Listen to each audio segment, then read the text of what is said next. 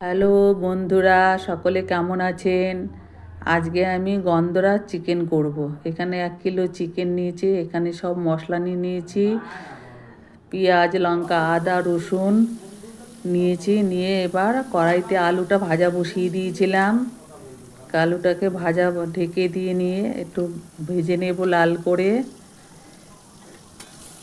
এবার ঢাকনাটা খুলে আলুগুলো ভেজে নামিয়ে নেব।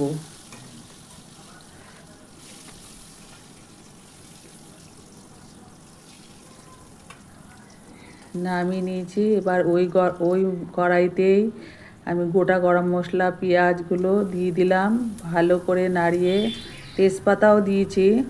দিয়ে ভালো করে পেঁয়াজটাকে লাল লাল করে ভেজে নিচ্ছি।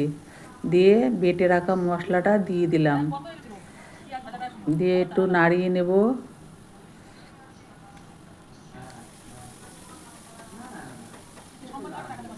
নাড়িয়ে নেব। এবারে এর মধ্যে আমি স্বাদ মতো নুন ও হলুদ দিয়ে দেব। আপনাদের যদি চ্যানেলটি ভালো লাগে একটা লাইক, শেয়ার, কমেন্ট ও সাবস্ক্রাইব করে দেবেন। এই কেটে রাখা টমেটোগুলো দিয়ে দিয়েছে, দিয়ে ভালো করে একটু কষিয়ে নিলাম। এবার কষিয়ে ভেজে রাখা আলুগুলো দিয়ে দিয়েছি, দিয়ে আবার ভালো করে নাড়িয়ে নিচ্ছি। মশলাটা ভালো করে কষানো হয়ে যাচ্ছে। এবারে আমি চিকেনগুলো দিয়ে দিলাম। চিকেনটা দিয়ে ভালো করে নাড়াচ্ছি যাতে নিচে লেগে না যায়।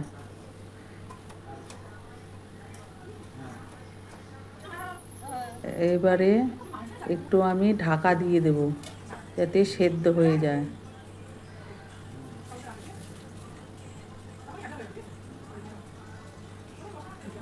প্রায় 10 মিনিটের মতো রেখেছি,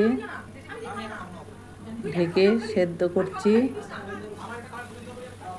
সেদ্ধ হয়ে গেছে। এবার এর মধ্যে আমি একটু গরম জল মিশাবো। ভালো করে কষিয়ে দিয়ে একটু গরম জল দেব।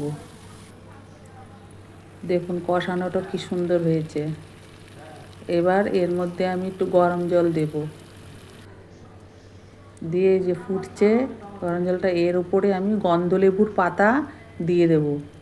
দিলে কিছুক্ষণ 10 মিনিট মতন রেখে দিয়ে দেবো স্টিম আছে।